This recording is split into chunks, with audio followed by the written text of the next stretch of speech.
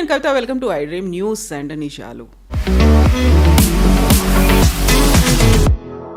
ఫిబ్రవరి 28న ప్రారంభమైనటువంటి యుద్ధం ఈ రోజుకి కరెక్ట్గా 50 రోజులకు చేరుకుంది. బోల్డ్ అంత కన్ఫ్యూజన్ అయితే ఇంకా కొనసాగుతూనే ఉంది. కొన్ని గంటల క్రితం హార్ముజ్ జలసంధి ఓపెన్ అయ్యింది, సీజ్ ఫైర్ కొనసాగుతున్నంతసేపు అని డొనాల్డ్ ట్రంప్ అనౌన్స్ చేశారు. ఆ తర్వాత ఇరాన్తో కలిసి మేము వర్క్ చేస్తాము, సీ మైన్స్ను కూడా మేము ఇరాన్ కలిసి తొలగిస్తున్నాము అనేటువంటి మాటని ఇరాన్ అయితే ఖండించింది. ఇంత కన్ఫ్యూజన్ ఎందుకు కొనసాగుతోంది, నెక్స్ట్ ఏం జరుగుతుంది, ఎవరెవరు ఎలాంటి స్టేట్మెంట్స్ ఇస్తున్నారు, ఎందుకని ఇస్తున్నారు? మనతో పాటుగా ఉన్నారు సీనియర్ జర్నలిస్ట్ సురేష్ కొచాదిల్ గారు. సార్ నమస్తే. సో కరెక్ట్గా 50 days అనేది ఎంటర్ అయింది. ఒక 50 days అనగానే ఒక ల్యాండ్ మార్క్ అనుకుంటాము, లేకుంటే ఒక మెమరబుల్ అనుకుంటాం. బట్ ఈ వార్ అనేది 50 రోజుల్లో బోల్డ్ అంత డెవలప్మెంట్స్ అనేవి చూశారు. ఇవన్నిటి తర్వాత కన్ఫ్యూజన్, ఆ కేఓస్ అంటారు, అది కంటిన్యూ అవుతూనే ఉంది. ఇంకా దీంట్లో 3 సపరేట్ ఇన్స్టెన్సెస్ మనం చూడాల్సి వస్తుంది. ప్లేయర్స్ ఒకటి US Donald Trump, Iran revolutionary guards and speaker foreign minister speaker. ఇటువైపు లెబనీస్ ప్రెసిడెంట్, ఇప్పుడు దాకా ఆయన పేరు కూడా ఎవరికి తెలియదు, సడన్గా ఆయనప్పుడు చాలా ప్రామినెన్స్లో వచ్చేసారు. Then Benjamin Netanyahu. సో మన దగ్గర 3 ప్లేయర్స్ ఉన్నారు. దీనికి లింక్ ఉంది. ఇరాన్ అన్నారు మేము ఈ సీజ్ ఫైర్కి అగ్రీ చేయాలంటే, మీకు గుర్తుంటుంది ఫస్ట్ డే 2 weeks బిఫోర్ వాళ్ళేమన్నారు, అక్కడ ఇది మిగతా చోట్ల కూడా సీజ్ ఫైర్ ఉండాలి, మెయిన్లీ లెబనన్లో. ఇజ్రాయెల్ అదొక ఛాన్స్గా తీసుకొని లాస్ట్ 2 రోజుల ముందు, దట్ ఈస్ సీజ్ ఫైర్ వచ్చే 2 రోజుల ముందు మొత్తం ధ్వంసం చేశారు. ఒకటే రోజులో వాళ్ళు ఆల్మోస్ట్ 10 minutesలో 100 టార్గెట్స్ని కొట్టారు వాళ్ళు సదర్న్ లెబనన్లో. ఇజ్రాయెల్ పాయింట్ ఆఫ్ వ్యూ చాలా క్లియర్. మేము వీళ్ళతో 40 సంవత్సరాల నుంచి పోరాడుతున్నాం, వీళ్ళు ఆయుధాలు కింద పెట్టరు, they will not surrender. Hezbollah మీరేమైనా చేసుకోండి, లెబనీస్ గవర్నమెంట్ వీళ్ళని డిసార్మ్ చేయాలంటున్నారు యుఎస్. ట్రంప్ నిన్న రిపీట్ చేశారు, అది కాదు, ఇట్ విల్ నెవర్, కాలాల్లో కూడా కాదు. జరగబోతుంది ఏంటంటే, కావాలంటే లెబనీస్ గవర్నమెంట్ని కొట్టిపడేస్తారు హెజ్బుల్లా. ఇదే ప్రెసిడెంట్ మాట్లాడుతున్న ఆయన పారిపోతాడు ఆ దేశం నుంచి. అదే టైంలో అటువైపు ఇరాన్ ఏమన్నారంటే, మేము కొన్ని కండిషన్స్కి అగ్రీ అవుతామని పాకిస్తాన్ చెప్పారంట. అది ఏంటని మనకు తెలియదు, కానీ తెలుసు కూడా. ట్రంప్ ఎవ్రీ 10 నిమిషాలకు వచ్చి ఒక ట్వీట్ చేస్తారు, స్ట్రెయిట్ ఆఫ్ హార్మోస్ని స్ట్రెయిట్ ఆఫ్ ఇరాన్ అని చెప్పి నిన్న ట్వీట్ చేశారు. అంటే ఆయన ట్రూత్ సోషల్లో పోస్ట్ చేశారు. దానికన్నా ముందు అన్నారు ఇరాన్ అన్ని సరెండర్ చేసేస్తున్నారు, వాళ్ళ న్యూక్లియర్ డస్ట్ని మనకి ఇచ్చేస్తున్నారు, మనం యుఎస్కి తీసుకెళ్ళిపోతున్నాం. ఇరాన్ అన్నారు nothing doing, we have not even discuss that అన్నారు. దెన్ అన్నారు మేము ఈ మైన్స్ ఉంది చూడండి స్ట్రెయిట్ ఆఫ్ హార్మోస్లో, సీ మైన్స్ పెట్టింది. అది 2-3 డిఫరెంట్ టైప్స్ ఆఫ్ మైన్స్ ఉంటుంది. అది మేము ఇరాన్తో కలిపి ఇరానియన్ నేవీతో సహకరించి తీస్తున్నాం సీ నుంచి. ఇరాన్ అన్నారు ఎవరితో మాట్లాడారు మీరు, ఇదంతా మేమేం మాట్లాడలేదు, అసలు ఆ మైన్స్ ఎక్కడుందో మాకే తెలియదు, మీకెట్లా తెలుసు. దెన్ వీళ్ళు అన్నారు ఇరాన్ వాళ్ళ న్యూక్లియర్ అంబిషన్స్ గురించి మాట్లాడారు, they will never have a nuclear weapon అన్న. దీనికన్నా ముందు 5 సంవత్సరాలు 20 సంవత్సరాలు అని మాట్లాడారు, ఇప్పుడు నెవర్ అంటున్నాడు ట్రంప్. తో ఇరానియన్ పార్లమెంట్ స్పీకర్ అన్నారు ట్రంప్ చెప్పే 7 అబద్ధాలు చెప్పారు, 7 అబద్ధాలే, 7 పాయింట్స్ కూడా అబద్ధాలే అని చెప్పారు. ఇప్పుడు ఎట్లయిపోయిందంటే బహుశా ఏం జరుగుతుంది, పాకిస్తాన్ వాళ్ళు అసీం మునీర్ అక్కడ ఉన్నారు ఇరాన్లో, ఆయన ఒక్కొక్క పాయింట్ డిస్కస్ చేస్తున్నాడు, ట్రంప్కి ఫోన్ చేసి చెప్తున్నాడు, ట్రంప్ ఇమీడియట్ ట్వీట్ చేసేస్తున్నారు. ఎప్పుడైనా ఒక నెగోసియేషన్లో కవిత గారు ఒక గివ్ అండ్ టేక్ ఉంటుంది. మేము ఇది ఇస్తాం, మీరేమిస్తారు మాకు. ఇరాన్కి మెయిన్గా ఇప్పుడు కావాల్సింది ఏంటంటే వాళ్ళకి డబ్బులు కావాలి.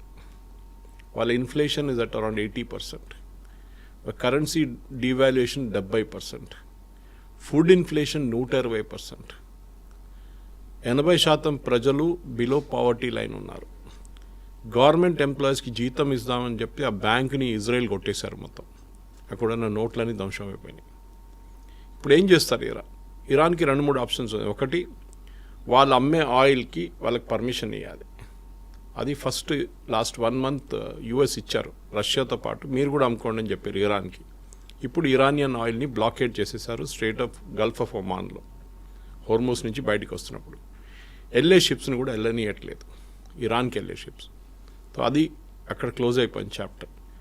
నెక్స్ట్ స్టెప్ ఇరాన్ చేయబోయేదంటే, ఇరాన్ అడుగుతున్నారు మా ఫ్రోజన్ అసెట్స్ బయట ఉంది చూడండి, బిలియన్స్లో ఉంది, అది మాకు ఒక 20 బిలియన్ లేకుంటే 30 బిలియన్ మాకు ఇవ్వండి, మాకు అర్జెంటుగా మా ప్రజల కోసం మా బేసిక్ ఇన్ఫ్రాస్ట్రక్చర్, రోడ్లు, బిల్డింగ్లు అన్నీ పోయినాయి, అది రిపేర్ చేయాల్సి వస్తుందన్నారు. అది యుఎస్ అంటున్నారు, మేము ఇయ్యమంటున్నాం. ఇది బరాక్ ఒబామా టైంలో జేసీపీ అగ్రిమెంట్ చేసినప్పుడు 2015 నుంచి 2017 లోపల ఆల్మోస్ట్ చాలా మటుకు అమౌంట్, పెద్ద అమౌంట్, 450 మిలియన్ అని ట్రంప్ అంటున్నారు.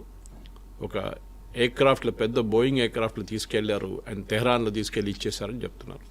వాళ్ళ డబ్బులే అది. యుఎస్ ఏమో వాళ్ళ ట్యాక్స్ పేయర్ డబ్బుల నుంచి ఇవ్వట్లేదు, ఇరాన్ డబ్బులు వీళ్ళు సీజ్ చేసుకున్నారు. ఇప్పుడు ఈ పరిస్థితిలో ఇరాన్ ఉన్నారనమాట. So Iran cannot go forward, Iran cannot go backward. ఇరాన్లో నిన్న రాత్రి కూడా I was listening to Al Jazeera's Tehran correspondent. ఆయన ఏమంటున్నారంటే ఇరాన్లో ఒక పవర్ స్ట్రగుల్ నడుస్తుంది. ఇరానియన్ రెవల్యూషనరీ గార్డ్స్ ఒకవైపు, నేను చెప్పాను చూడండి స్పీకర్ ఆయన ఒక మిడిల్లో ఉన్నారు, ఫారిన్ మినిస్టర్ ఏమో యుఎస్ వైపు ఆయన స్వింగ్ అవుతున్నారు. సో బహుశా ఇప్పుడు అసీం మునీర్ మాట్లాడుతుంది ఫారిన్ మినిస్టర్తో మాట్లాడుతున్నారు, కానీ ఆయనకు పవర్ లేదు డిసిషన్ తీసుకోవడానికి. ఏ నిర్ణయం అయినా ఆయన తీసుకోవాలంటే it has be approved by the supreme leader. ఆ సుప్రీం లీడర్ ఎక్కడ ఉన్నారో తెలియదు, ఎలా ఉన్నాడో కూడా తెలియదు. వీళ్ళ కాన్స్టిట్యూషన్లో అది ఉంది. ఏం చెప్పినా కానీ ఇరాన్ గురించి, ఇరాన్కి ఒక డెమోక్రటిక్ ఫామ్ ఉంది ఒకటి, అది ఎక్కడ గల్ఫ్లో ఇంకా ఏ కంట్రీలో లేదు. అది సౌదీలో లేదు, ఇరాక్లో లేదు కానివ్వండి, మన యుఏఈలో లేదు, Kuwait, Bahrain, Khattar, nowhere. So ఇప్పుడున్న పరిస్థితుల్లో ఇరాన్లో ఒక స్టేటస్ కో వచ్చేసింది. వీళ్ళు అంటున్నారు మీరు స్టేట్ ఆఫ్ హార్మోస్ ఓపెన్ చేయండి, వాళ్ళు అంటారు మేము ఓపెన్ చేసాం. యుఎస్ అంటున్నారు మేము బ్లాక్ చేసేస్తాం, వీళ్ళు అంటున్నారు ఓకే మేము కూడా బ్లాక్ చేసేస్తాం. ఇటువైపు నుంచి వెళ్ళే షిప్పులు, లడాక్ అని చెప్పి ఒక ఐలాండ్ ఉంది నార్దర్న్ ఈ స్టేట్ ఆఫ్ హార్మోస్లో, it goes like this and then comes like this. Larak అనే island is in the right at the top, Iran దగ్గరకు ఉంటుంది, చిన్న ఐలాండ్ అది. ఆ ఐలాండ్ కంట్రోల్ చేస్తుంది ఐఆర్జీసీ. వాళ్ళు అక్కడ కూర్చొని ఏ షిప్ వెళ్తున్నారు అక్కడిక్కడ చూస్తారు. యూజువలీ షిప్స్ అటువైపు వెళ్ళదు, గల్ఫ్ ఆఫ్ ఒమాన్ దగ్గర వచ్చి టర్న్ తీసుకుంటారు ఇట్లా. ఇప్పుడు వీళ్ళు అంటారు you have to go like this and come down, which is a round about route. చాలా మటుకు ఎక్స్ట్రా ఒక హాఫ్ అ డే పడుతుంది అంటున్నారు. ఈ పరిస్థితుల్లో యుఎస్ ఏం చేస్తారని చూడాల్సింది. ఎందుకంటే యుఎస్ ఇప్పుడు కూడా డైరెక్ట్లీ నెగోషియేట్ చేయట్లేదు, they are negotiating through Pakistan. And Pakistan political observers ఏమంటున్నారంటే వాళ్ళు ట్రంప్ని హ్యాపీ పెట్టుకోవడానికి వాళ్ళు ఓవర్ ప్రామిస్ చేస్తున్నారు. ఇరానియన్స్ ఈ 10 అని చెప్తే వాళ్ళు అక్కడ వెళ్ళి 100 అని చెప్తున్నారు ట్రంప్కి. This is the wrong way of negotiating. Negotiate చేసినప్పుడు ఎప్పుడైనా one of the biggest mistakes US did, ఇది యుద్ధంలో చేసిన అన్నిటికంటే పెద్ద తప్పు ఏంటంటే నెగోషియేట్ నడిమిట్లో ఉన్న mediator should be a very powerful country. చైనానో రష్యానో ఉండాలండి ఇక్కడ. వీరిద్దరే ఇప్పుడు వరల్డ్లో 2 biggest powers. Of course we will not interfere.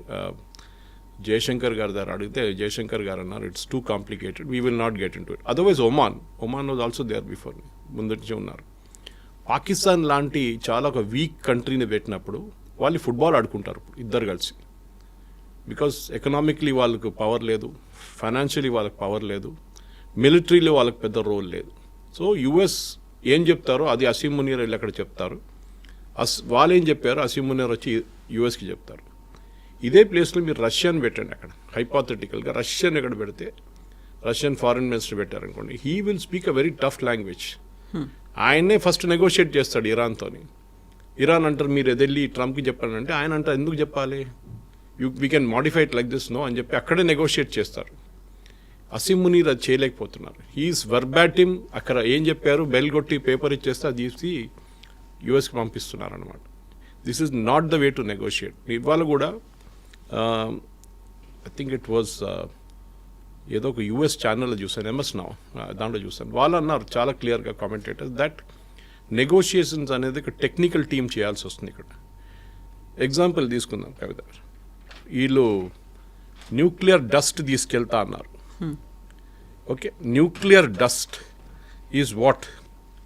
Nuclear dust అనేది వీళ్ళు అప్పుడు జూలైలో ఈ B2 బాంబర్స్ తీసుకొచ్చి బాంబ్ చేసినప్పుడు వీళ్ళ న్యూక్లియర్ అసెట్స్ అంతా కిందకి వెళ్ళిపోయింది. ఓకే, మౌంటైన్ కిందకి వెళ్ళిపోయింది. Now they are not able to recover it. అది రికవర్ చేయాలంటే చాలా కాంప్లికేటెడ్ ఆపరేషన్. అండ్ ఏదేదో మన బీచ్లో ఉన్న శాండ్ తవ్వి తీయడం కాదు. This is a very very complicate, ఎందుకంటే రేడియేషన్ ఉంటుంది. సో అది తీయాలంటే మీకు అంత మట్టుకు టెక్నికల్ ఎక్స్పర్టీస్ ఉండాలి మీ దగ్గర. అది లేదు. ఇది మనం చూడాల్సిందంట. సో మనం మెయిన్గా what we have to US చేయాల్సింది ఏంటంటే, వాళ్ళు ఇరాన్ని హెల్ప్ చేస్తాం మేము అది బయటికి తీయడానికి. కానీ ఇరాన్ వీళ్ళని ట్రస్ట్ చేయరు. ఎందుకంటే ఇరాన్ అంటున్నారు అది మా అసెట్, మాకు మా న్యూక్లియర్ ప్లాంట్ ఉంది, అది నడిపించాలి, మాకు కావాలి కదా, మాకు 3.67% మాకు ప్యూరిటీ ఉంటే మేము నడిపించుకోవచ్చు అది. కానీ యూఎస్కి ప్రాబ్లం ఏంటో అది అక్కడ పెట్టి వెళ్తే ప్రాబ్లం. వీళ్ళు మళ్ళీ అది తీసుకొని దాన్ని మాడిఫై చేసి మళ్ళీ ప్యూరిటీ పెంచుతారండి, భయం ఉంది వీళ్ళకి. సో అది అక్కడ ఒక స్టేటస్ కోగా మిగిలిపోయింది. ఇప్పుడు ఆలోచించండి ఎంత డెప్త్కి ఉంది ఈ ప్రాబ్లం అనేది. దెన్ మిసైల్స్ వైపు మనం రాలేదు, ఇంకా డ్రోన్స్ వైపు ఇంకా రాలేదు, అది ఇంకా పెద్ద ప్రాబ్లమ్స్ ఉన్నాయి. మూడవది, ఇరానియన్ ప్రాక్సీస్ని సపోర్ట్ చేయకూడదని ట్రంప్ మొన్న ఒక స్టేట్మెంట్ ఇచ్చారు. Iran has given an assurance that they will not support the proxies, Hamas, Houthi, Hezbollah. కానీ ఇరాన్ అంటున్నారు మేము అట్లేం చెప్పలేదే, మేము we will continue to support them. So అక్కడున్న సీజ్ ఫైర్ని తీసుకురావడానికి కారణం ఇరాన్. ట్రంప్ మీద ప్రెషర్ పెట్టారు Iran, saying that you have to do this for us అని. కానీ అది చేసిన తర్వాత కూడా ఇరాన్ అంటున్నారు we will continue supporting Hezbollah. హూతీలు అంత పెద్ద ప్రాబ్లం కాదు, even Hamas is not a big problem. ఈ హెజ్బుల్లా ఇస్ చాలా పెద్ద ప్రాబ్లం. జానథన్ సారెస్ అని చెప్పి ముందు is a lieutenant colonel from Israeli army, ఈ వాజ్ అ స్పోక్స్ పర్సన్ ఉండే ఫస్ట్ ఫేజ్లో. ఎప్పుడైనా రిటైర్మెంట్ తీసుకొని ఒక యుఎస్ థింక్ ట్యాంక్ కోసం పనిచేస్తున్నారు. ఆయన ఇవాళ పొద్దున ఒక స్టేట్మెంట్ ఇచ్చారు. ఆయన అంటున్నారు ఇజ్రాయెల్లో Trump he's become extremely unpopular. ఎందుకంటే ఇజ్రాయేలీ ప్రజలకి వాళ్ళు మే 1948 వాళ్ళ దేశం ఫామ్ చేసినప్పటి నుంచి వాళ్ళు పోరాడుతున్నారు వీళ్ళు. మీకు గుర్తుంటుంది, నేను చెప్పాను మీకు, 2 days after Israel was formed Israel మీద దాడి జరిగింది. ట్రాన్స్ జార్డన్, ఈజిప్ట్, సిరియా, ఇరాక్ వీళ్ళందరూ కలిసి దాడి చేశారు. సో ఇజ్రాయెల్కి తెలుసు 1948లో ఏ పరిస్థితులు ఉన్నారో అదే పరిస్థితి 2026లో కూడా ఉంది. వాళ్ళ వైపు ప్లేయర్స్ మారిపోయారు అక్కడిక్కడ కొంచెం, అంతే. డైరెక్ట్ కంట్రీస్ దాడి చేయకుండా మిగతా వాళ్ళతో మా మీద దాడి చేపిస్తున్నారు. So we will not allow that to happen. ఇప్పుడు ఇజ్రాయలీ క్యాబినెట్ కూడా మీకు నిన్న మీరు వినుంటారు, వాళ్ళకి సెక్యూరిటీ మీటింగ్ జరిగే ముందు ట్రంప్ అనౌన్స్ చేసేసారు. There was a big fight in the cabinet అంట. నెతన్యాహు దగ్గర రాజీనామా చేయమన్నారంట, అంత ప్రెషర్ తీసుకొచ్చారు ఆయన మీద. సో నెతన్యాహు ఏం చెప్పారంట, బహుశా అది ఇజ్రాయలీ ఛానల్ 12 లాంటి ఛానల్స్లో ఇది వస్తుంది, న్యూస్ బయటకు వస్తుంది. ఏంటంటే ఈ సెడ్ ఇది 10 రోజులకే కాదా, దాని తర్వాత I will not agree to an extension. So cease fire అనేది 10 daysతో కంప్లీట్ అయిపోతుంది, దాని తర్వాత కొట్టేస్తాం మేము మనం. Okay, we will do that. Because అటువైపు కూడా అదే జరగబోతుంది. వాళ్ళ సీజ్ ఫైర్ ఇంకా 4 రోజులే ఉన్నాయి. ప్రెసిడెంట్ ట్రంప్ గారు అడిగారు నిన్న ఎయిర్ ఫోర్స్ 1లో, మీరు ఈ సీజ్ ఫైర్ పొడిగిస్తారంటే, ఎందుకు, why should I extend it by 3 days? Iran నా దగ్గర వచ్చి సంతకం తీసుకెళ్తారు, సంతకం కొట్టే వెళ్ళిపోతారని చెప్పారు. నేనే పాకిస్తాన్కి వెళ్తా అన్నారండి. 3 రోజులు కాదు, 3 నెలలు కూడా ఇది జరగదు. ఏదైనా ఒప్పందం చేయొచ్చు, కానీ దాని on ground implementation is absolutely impossible. నేను చెప్పాను చూడండి, ఇరాన్లో ఒకవైపు ప్రజలు సఫర్ అవుతున్నారు, ఇంకొక వైపు Iranian revolutionary guards they are not ready to surrender. వాళ్ళు 160,000 మంది ఉన్నారు, they will fight to the last. ఇంకొక వైపు moderate faction, foreign minister and వాళ్ళు. ఇన్ఫ్యాక్ట్ నిన్న ఫారిన్ మినిస్టర్ ఆ స్టేట్మెంట్ ఇచ్చిన తర్వాత that state of Hormuz is open అని, ఆయన డెప్యూటీ ఫారిన్ మినిస్టర్ ఆయన కాంట్రడిక్ట్ చేశారు. మా ఫారిన్ మినిస్టర్ గారు చెప్పారు state of Hormuz is open, nothing of that sort. State of Hormuz is open subject to conditions, which is IRGC చెప్పిన conditions మీరు follow చేయాల్సిందని చెప్పారు. సో ఇది ఇప్పుడున్న కాంప్లికేషన్. కవిత గారు, ఇంకా ప్రెసిడెంట్ ట్రంప్ని ఎవరైనా కమ్యూనికేషన్ అడ్వైజర్ బాగుంటే వాళ్ళు ఫస్ట్ అడ్వైజ్ చేయాల్సిందంటే, president should never make off the cuff statements. అంటే మీరు మీ ముందు ఒక మైక్ పెట్టంగానే మన దగ్గర చూస్తుంటారు మీరు, ఈ కొంతమంది పొలిటీషియన్స్ 10 మైక్ ముందు పెట్టంగానే ఏదో చెప్పేస్తారు, ఒక ఆవేశం వస్తుంది అప్పటికి, అండ్ బయటలు తీసుకుంటారు, అది పెద్ద కాంట్రవర్సీ అయిపోతుంది. దాంతో దాన్ని కాంట్రడిక్ట్ చేయాలని మళ్ళీ ఇంకొక అబద్ధం చెప్పాల్సి వస్తుంది. So it becomes a mess. మీరు యాజ్ అ ప్రొఫెషనల్ మీకు తెలియాలంటే ఇంత మాట్లాడాలి, అంతే మాట్లాడాలి. ఒక్కొక్కసారి మాట్లాడకూడదు, sorry, no comments. President Trump అది కాదు, ఆయనకి ఎవరు దొరికితే ఆయన అన్నీ చెప్పేస్తాడు. ఎస్ అయిపోయింది, ఫైటింగ్ ఫినిష్డ్, నేను టేక్ ఓవర్ చేసుకున్నాను, నేను అది చేశాను, ఇది చేశాను. ఇప్పుడు యుఎస్లో ఏం అడుగుతున్నారంటే, ఈ పర్టిక్యులర్ డీల్ మీరు ఇప్పుడు సైన్ చేయబోతున్నారు అంటున్నారు చూడండి, దానికన్నా better deal President Obama sign చేశారు 2015లో, జేసీపీ అగ్రిమెంట్.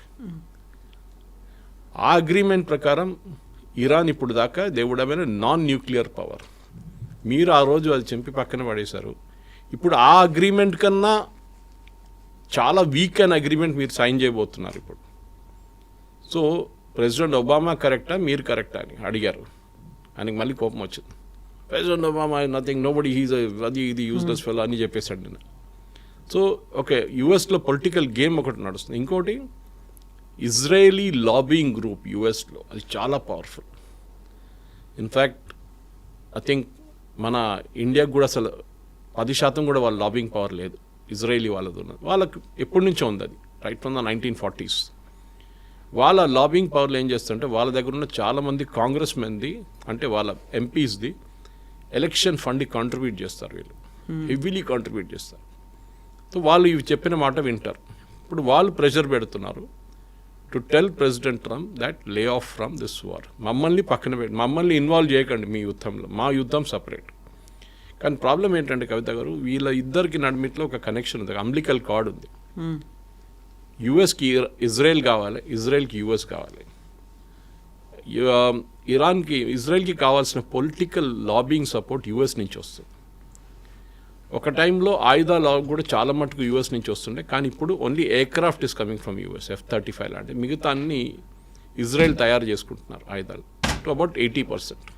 20% ఇప్పుడు కూడా యూఎస్ నుంచి ఇంపోర్ట్ చేస్తున్నారు. కానీ ఇది చాలా ఇంపార్టెంట్. యుఎస్ ప్రెసిడెంట్ కూడా ఒక్కొక్కసారి తట్టుకోలేకపోతారు వీళ్ళ లాబింగ్తో, ఫ్రస్ట్రేట్ అయిపోతారు వాళ్ళు. అది మన రీగన్ టైం నుంచి చూసాం, రొనాల్డ్ రీగన్ టైం నుంచి చూసుకుంటే, even Barack Obama, no American president Israel లాబింగ్ని తట్టుకోలేరు వాళ్ళు, అంత పవర్ఫుల్ లాబీ ఉన్నారు వాళ్ళ దగ్గర. సో ఆ పరిస్థితుల్లో ఇప్పుడు ఈ 10 రోజుల సీజ్ ఫైర్ డిక్లేర్ చేసింది కూడా చాలా అన్పాపులర్ అయిపోయింది. ట్రంప్ నడిమిట్లో is trying to cool it down, saying, నేను చెప్పాను వాళ్ళ ప్రెసిడెంట్ దగ్గర, లెబనీస్ ప్రెసిడెంట్ దగ్గర, that you have to disarm Hezbollah. అది మీరు చెప్పొచ్చు అంతే, ఒక్క 10 మంది హెజ్బుల్లా వాళ్ళ దగ్గర నుంచి కూడా మీరు ఆయుధాలు తీసుకోలేరు. It's impossible that for Lebanon. So అక్కడ ఒక పెద్ద ప్రాబ్లం ఉంది, ఇక్కడ కూడా పెద్ద ప్రాబ్లం ఉంది. ఐ థింక్ ఎంటైర్ సిచ్యువేషన్ ఒక పెద్ద గందరగోళంగా మారిపోయింది ఇప్పుడు. ప్రెసిడెంట్ ట్రంప్ని ఎవరైనా కంట్రోల్ చేస్తేనే ఈ సీక్వెన్స్, నెగోషియేటింగ్ సీక్వెన్స్ మళ్ళీ ముందుకెళ్ళొచ్చు. కానీ ఆయన ఆఫ్ ద కఫ్ రిమార్క్స్ చేస్తున్నా చూడండి, అది చాలా డ్యామేజ్ చేస్తున్నారు. సో ఆయన్ని ఎవరైనా కంట్రోల్ చేయాలి అంటే ఆయనకు మించిన వాళ్ళు ఇంకెవరో ఉండాలి, ఇంకొక సూపర్ పవర్ అనేది ఉండాలి. మీరు చెప్పినట్టుగా బెస్ట్ మీడియేటర్స్ అనేవాళ్ళు ఉండాలి. అలాంటి వాళ్ళు నాట్ షోయింగ్ దట్ ఇంట్రెస్ట్, మాకెందుకులే అన్నట్టుగా సైడ్ లైన్ అయ్యి ఉన్నారు. కాబట్టి ఇన్వాల్వ్ అయ్యే పరిస్థితి కూడా లేదు. ఈయన కూడా ఎవరు చెప్తే వినే పరిస్థితి లేదు. ఈయనకు ఎవరు చెప్పడానికి కూడా అంత ఇంట్రెస్ట్ కూడా చూపించట్లేదు. సో 50 days తర్వాత మళ్ళీ అక్కడికే వచ్చింది, అదే ప్లేస్లో ఆగిపోయింది, అలాంటి పరిస్థితి ఉంది అనుకున్నప్పుడు నెక్స్ట్ ఏం జరుగుతుంది అనుకుంటే, అది కేవలం ఆ 3 దేశాలకో లేకుంటే లెబనాన్ ఇంక్లూడ్ అయింది, దానికో మాత్రమే కాదు కదా పరిమితమై ఉంది. దీంట్లో ప్రాబ్లం ఏంటంటే, లెబనాన్, ఇజ్రాయెల్, ఇరాన్, యుఎస్ వీళ్ళ ప్రాబ్లం కాదు ఇప్పుడు. ఇది ప్రాబ్లం చాలా దేశాలకు వెళ్ళిపోయింది. మనకు తెలిసిందే, ప్రతి దేశాన్ని ఇంపాక్ట్ చేసింది ఇది. నేను ఇవాళ పొద్దున ఒక ఇంటర్నేషనల్ మ్యారిటైమ్ ట్రాఫిక్ వాళ్ళకి లైవ్ వెబ్సైట్ ఉంది వాళ్ళది. దాంట్లో మీకు షిప్స్ది డిఫరెంట్ కలర్స్ కనిపిస్తుంది, green colour and red colour. Green colour అంటే కంటైనర్, అంటే నాన్ ఆయిల్ కార్గో, రెడ్ ఏమో oil cargo. Almost 2000 ships stuck అయి ఉన్నాయండి, that is in Persian Gulf. దాంట్లో ఆల్మోస్ట్ 1200 కంటైనర్ కార్గో. దాంట్లో ఉన్నదంతా ఇప్పుడు దాకా స్పాయిల్ అయిపోయి ఉంటుంది ఆ హీట్లో, మిడిల్ ఈస్టర్న్ హీట్లో మొత్తం స్పాయిల్ అయిపోయి ఉంటుంది. అది ఎక్కడో తీసుకెళ్ళి పడేయాల్సి వస్తుంది వాళ్ళకి. కానీ వాళ్ళు బయట కూడా రాలేకపోతున్నారు. షిప్ స్టక్ అయిపోతున్నారు, షిప్కి రెంట్ ఉంటుంది, రెంట్ కట్టాల్సి వస్తుంది. ఇన్సూరెన్స్ కంపెనీ సైన్ ఆఫ్ చేయట్లేదు. మనకి కార్ నడిపిస్తున్నప్పుడు ఇన్సూరెన్స్ ఎందుకు తీసుకుంటారు? మనం ఒక యాక్సిడెంట్ జరిగితే కార్కున్న డ్యామేజ్కి కంపెనీ డబ్బులు ఇస్తారు కాంపెన్సేషన్గా. అది మొత్తం ఇవ్వరు, part of it they will give at least 80%. మీరు ఎవరిని వెళ్ళి కొట్టి వాళ్ళకి గాయాలు తగిలితే వాళ్ళకి హాస్పిటల్ ఖర్చు ఇన్సూరెన్స్ కంపెనీ చూసుకుంటారు. మూడోది, మీ కొట్టి ఎవరైనా చనిపోతే వాళ్ళకి కావాల్సిన అది యాజ్ పర్ కాంపెన్సేషన్ రూల్ ప్రకారం insurance company will have to pay. మన దాంట్లో కూడా ఇన్సూరెన్స్ 3-4 టైపులు ఉంటాయి. మెయిన్లీ ఒకటి థర్డ్ పార్టీ ఇన్సూరెన్స్ అంటారు. అంటే మీరు ఎవరైనా కొట్టారు, వాళ్ళకి ఇవ్వాల్సిన డబ్బులు ఇన్సూరెన్స్ కంపెనీ ఇస్తారు, మీ కార్ డ్యామేజ్ వాళ్ళు ఇవ్వరు. ఇంకోటి కాంప్రహెన్సివ్ ఇన్సూరెన్స్ అంటారు. దట్ ఈస్ మీ మొత్తం మీకోసం, మీ పర్సనల్ యాక్సిడెంట్ మీ మీద కూడా జరిగితే, మీ మీద గాయాలు తగిలితే కూడా మీకు కూడా ట్రీట్మెంట్ ఇస్తారు. అదంతా ఒక షిప్స్ కూడా ఇదే. నేను జనరల్ టర్మినాలజీలో చెప్తున్నాను అన్నమాట. ఈ ఇంటర్నేషనల్ కార్గో షిప్ కూడా ఇన్సూరెన్స్ తీసుకుంటారు. ఇప్పుడు వాళ్ళు నార్మల్లీ ఇప్పుడు ఇండియా నుంచి వాళ్ళు ఫర్ ఎగ్జాంపుల్ యూరోప్కి వెళ్తున్నారు, ఇన్సూరెన్స్ అంత ఎక్కువ ఉండదు, బికాస్ కాన్ఫ్లిక్ట్ జోన్స్ చాలా తక్కువ. ఒక యమన్ వైపు హూతీలు ఉన్నారు అంతే, మిగతా అన్నీ కూల్, నో ప్రాబ్లం. కానీ పర్షియన్ గల్ఫ్ నుంచి, స్ట్రేట్ ఆఫ్ హార్మస్ నుంచి గల్ఫ్ ఆఫ్ ఒమాన్ వచ్చే రూట్లో ఇన్సూరెన్స్ ఇప్పుడు చాలా పెరిగిపోయింది. ఇన్సూరెన్స్ కంపెనీస్ సైన్ చేయట్లేదు డీల్స్, వాళ్ళు భయపడుతున్నారు వెళ్తే ఏమవుతుందని. నిన్న మీరు చూసుంటారు, ఈ ప్రెసిడెంట్ ట్రంప్ అనౌన్స్ చేసిన తర్వాత మాస్క్ అని చెప్పేసి one of the international joints మీరు చూసుంటారు, కంటైనర్ మీద వాళ్ళ పేరు ఉంటుంది మాస్క్. వాళ్ళ దగ్గర అడిగారు, మీరు you will start from tomorrow అంటే వాళ్ళు చెప్పారు, సారీ, అన్లెస్ మా ఇన్సూరెన్స్ కంపెనీ వాళ్ళు ఎస్ అని చెప్పేదాకా మా షిప్లు ఎక్కడుందో అక్కడే ఉంటుంది. వాళ్ళు రిస్క్ అసెస్మెంట్ చేస్తారు. 100 షిప్పులు పోతే 5 షిప్పుల మీద డ్యామేజ్ జరిగితే then they will drop an insurance based on that. A ship insurance లేకుండా ట్రావెల్ చేయరు. అండ్ మనలాగా మనం కాంప్రహెన్సివ్ ఇన్సూరెన్స్ తీసుకుంటాం ఒక సంవత్సరానికి, వాళ్ళు అట్లా కాదు, ప్రతి ట్రిప్కి తీసుకుంటారు. దాంట్లో ఏం కార్గో ఉంది, ఆ కార్గో విలువ ఎంత, దాంట్లో ఎంతమంది పనిచేస్తున్నారు ఆ షిప్లో, వాళ్ళ లైఫ్ ఎంత ఉంటుంది కాస్ట్, లైఫ్ ఇన్సూరెన్స్ లాగా. Then of course the ship value which is a fixed value anyway. ఇదంతా క్యాల్కులేట్ చేసి వాళ్ళు సైన్ ఆఫ్ చేసిన తర్వాత షిప్ ఒక ప్లేస్ నుంచి ఒక ప్లేస్కి వెళ్తుంది. ఇప్పుడు ఈ 2000 షిప్లు ఇక్కడ పడున్నాయి పర్షియన్ గల్ఫ్లో, అది ముందు బయటికి రావాలి. ఇంకొక 1500 షిప్లు గల్ఫ్ ఆఫ్ ఒమాన్ బయట వెయిట్ చేస్తున్నారు, ఖాళీ షిప్లు లోపలికి వెళ్ళడానికి.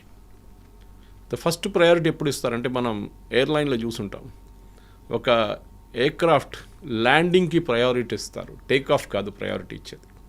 ఎందుకంటే వాళ్ళకి రిస్క్ ఉంది ఎయిర్లో ఉన్నప్పుడు, అది ఎంత వేగంగా ల్యాండ్ చేయాలన్నమాట దాన్ని. దాని తర్వాత టేక్ ఆఫ్ ఉన్న ఎయిర్క్రాఫ్ట్ని క్లియర్ చేస్తారు. సో అట్లనే ఫుల్ లోడెడ్ షిప్స్ని ఫస్ట్ క్లియర్ చేస్తారు. సో ఈ 2000 షిప్స్ని ఫస్ట్ ప్రయారిటీ లాగా అమెరికా క్లియర్ చేయాల్సింది, అప్పుడే ఒక కాన్ఫిడెన్స్ వస్తుంది. లేకుంటే ఆయిల్ ప్రైసెస్ నిన్న మీరు చూసుంటారు, ఈ అనౌన్స్మెంట్ చేయగానే బ్రెంట్ క్రూడ్ కూడా 80 దాకా వెళ్ళిపోయింది $1 పర్ బ్యారెల్. మళ్ళీ అది ఇవాళ 96 దాకా వచ్చేసినాయి మళ్ళీ తిరిగి. అంటే దే హ్యావ్ లాస్ట్ కాన్ఫిడెన్స్. వాళ్ళు ప్రెసిడెంట్ ట్రంప్ చెప్పే మాట ఆ మూమెంట్కి వాళ్ళు బిలీవ్ చేస్తున్నారు, కానీ దాని తర్వాత వాళ్ళకి రియాలిటీ తెలిసిపోతుంది, సస్టైన్ అవ్వట్లేదు. లేదు, gulf of strait of Hormuz open అన్నారు, తర్వాత ఇరాన్ అన్నారు, who said it is open? It is not open, it is closed. మా సూపర్విజన్ నడుస్తుంది, మేము IRGC క్లియర్ చేస్తే నా షిప్ వెళ్ళొచ్చు, then you're back to square one again. ఇది ఇప్పుడు జరుగుతుంది అనమాట. సో ఇట్లాంటి పరిస్థితుల్లో అమెరికా వాళ్ళ వైపు నుంచి ఉన్న ఫస్ట్ రిస్క్ ఏం చేయాలంటే, వాళ్ళు కొన్ని వార్షిప్స్ పంపించి ఈ షిప్స్ని అన్నీ ఎస్కార్ట్ చేసి బయటికి తీసుకురావాలి. అది తీసుకొస్తే then they will be an element of confidence. And Trump ఎంత తక్కువ మాట్లాడతారో అంత బాగుంటుంది అమెరికాకి. కానీ ఇదంతా జరగాలంటే ఒక ప్రొఫెషనల్ నెగోషియేటింగ్ టీం అక్కడ ఉండాల్సింది, పాకిస్తాన్ వాళ్ళు కాదు. It has to be Iranian versus directly negotiating team from US. ఇప్పుడు ఇరాన్లో నిన్న ఒక చిన్న ప్రాబ్లం జరిగిందని ఇరానియన్ స్టేట్ మీడియా కాదు, సెమీ అఫీషియల్ మీడియా వాళ్ళు చెప్తున్నారు. ఏంటంటే ఇరాన్లో ఉన్న హార్డ్ కోర్ వీళ్ళు ముల్లాలు ఉంటారు చూడండి, ఈ సీనియర్ అయతొల్లాస్ అందరూ, వాళ్ళ నడిమిట్లో మా లీడర్, సీనియర్ లీడర్ని, అంటే మా సుప్రీం లీడర్ని చంపిన మనిషి US as a organization, as a state, వాళ్ళని రిప్రజెంట్ చేసిన మనిషి JD Vance, వైస్ ప్రెసిడెంట్. ఆయనతో మీరు ఎట్లా మాట్లాడారు అని చెప్పి పెద్ద ఒక క్వశ్చనింగ్ నడుస్తుందంట ఇరాన్. వెళ్ళిన డెలిగేషన్లో 3 ఉన్నారు చూడండి, వాళ్ళని ప్రశ్నిస్తారంట. మా సుప్రీం లీడర్ని చంపారు, మీరు వాళ్ళతో ఎట్లా మాట్లాడారు మీరు అని చెప్పేసి. సో వాళ్ళ మీద కూడా చాలా ప్రెషర్ ఉంది. ఇప్పుడు మీరు వినుంటారు, ఆ రోజు మనం ఒక 5 రోజుల ముందు 6 రోజుల ముందు చెప్పాం, నెక్స్ట్ వీక్ అయిపోతుంది, 2 రోజుల్లో వీళ్ళు మళ్ళీ కలుస్తారని చెప్పారు. 16th అయిపోవాల్సి 16th అయింది, ఇప్పుడు ఇవాళ జూన్ డేట్ ఎంత అయింది ఇవాళ 18th. So they cannot, it is not so easy. Element of distress US and Iran చాలా ఎక్కువ. 47 సంవత్సరాల నుంచి వీళ్ళ నడిమిట్లో ఏ కాంటాక్ట్ లేదు. ఇరానియన్ అసెట్స్ 47 సంవత్సరాల ముందు ఫ్రీజ్ చేసిన అసెట్స్ అట్లనే పడింది. ఆ రోజు ఇరానియన్ ఎంబసీ మీద యుఎస్ ఎంబసీ మీద దాడి చేసి తెహరాన్లో షా ఆఫ్ ఇరాన్ పారిపోయిన తర్వాత ఖొమేనీ వచ్చినప్పుడు ఆ ఎంబసీ స్టాఫ్ని మీరు కిడ్నాప్ చేసి హాస్టేజెస్కి 1 సంవత్సరం పాటు ఉంచుకున్నారు జిమ్మీ కార్టర్ టైం. అది అమెరికా ఎప్పుడు మర్చిపోరు. సో ఆ రోజు నుంచి వాళ్ళకి ఒక ఇన్సల్ట్ ఉంది అనమాట. దాని తర్వాత బెయిరూట్ మీద దాడి జరిగింది, 230 అమెరికన్ సోల్జర్స్ చనిపోయారు, 232 మంది చనిపోయారు. అదంతా అమెరికన్ సైకేలో ఉంది. ప్రతి అమెరికన్ ప్రెసిడెంట్కి ఆ ఇన్సల్ట్ అనేది వాళ్ళ బ్రెయిన్లో వైర్డ్ ఉంది. ఆ ఇన్సల్ట్ని ఎట్లయినా ఇరాన్ని కొట్టాలని చెప్పి వాళ్ళు ట్రై చేస్తున్నారు. అది జిమ్మీ కార్టర్ ట్రై చేశారు, అది కాలేదు. ఒబామా వచ్చిన ఆయన ట్రై చేశారు, ఆయన ఒక డీల్ అయితే సైన్ చేశారు అట్లీస్ట్. ట్రంప్ ఫస్ట్ టైం వచ్చారు, ఏం కాలేదు. దాని తర్వాత బైడెన్ వచ్చి he was a very very moderate man. ఇప్పుడు ట్రంప్ మళ్ళీ వచ్చి మేము వాళ్ళని కొడతా ఉంటున్నాం. కానీ it is not so easy, చాలా టఫ్ ఇది. ఎట్లా ముందుకెళ్తుందని ఎవరు చెప్పట్లేరు ఇప్పుడు. కానీ డెఫినెట్గా ఏదో ఒక సొల్యూషన్ రావాల్సిందే.